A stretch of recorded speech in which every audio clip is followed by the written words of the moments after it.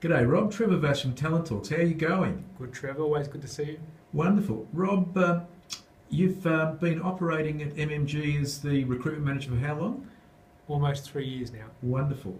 One of the things that you've told me about is your recruitment agreement that you feel is really making a difference to your recruitment function. For the benefit of all of the other recruitment managers out there, would you mind just giving us a very small dissertation about how it works, please? Yeah, sure, Trevor. Look, I think over the years you always reflect and just improve the way you actually do things. Years ago, I'd always be focused on taking a brief and documenting that brief.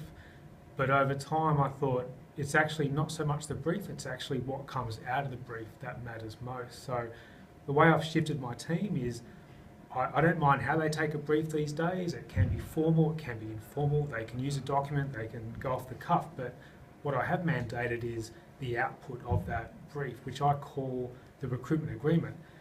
And it's just a simple one page, it's just a one-page PowerPoint, and that it's got some key things which says what's the key criteria for the role, what's the actual sourcing plan, and what's the selection plan. But probably what makes it work really well is that the actual sourcing plan has a review date, so it kind of aligns all parties to continually keep a focus on the speed and momentum of the actual role. The criteria keeps everyone accountable to make a merit-based decision, and also the selection process is worded in a simple way that treats the hiring manager as a partner, not so much as just purely a customer, because they've got a role to play as well.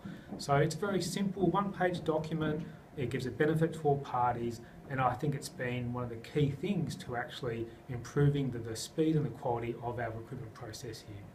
Rob, thank you very much. That's a very good initiative. And how's it been received by the hiring managers? Was it hard to get in? Well, I think for them, it wasn't hard to get in because I think it's a very clear, simple document, and I think they can clearly tell who's doing what, when. And also I think that process helped them shape their selection criteria to often a much better degree than what was in the job description. So often a key outcome was they would then go back and rewrite the job description based upon the selection criteria that was agreed in that actual agreement.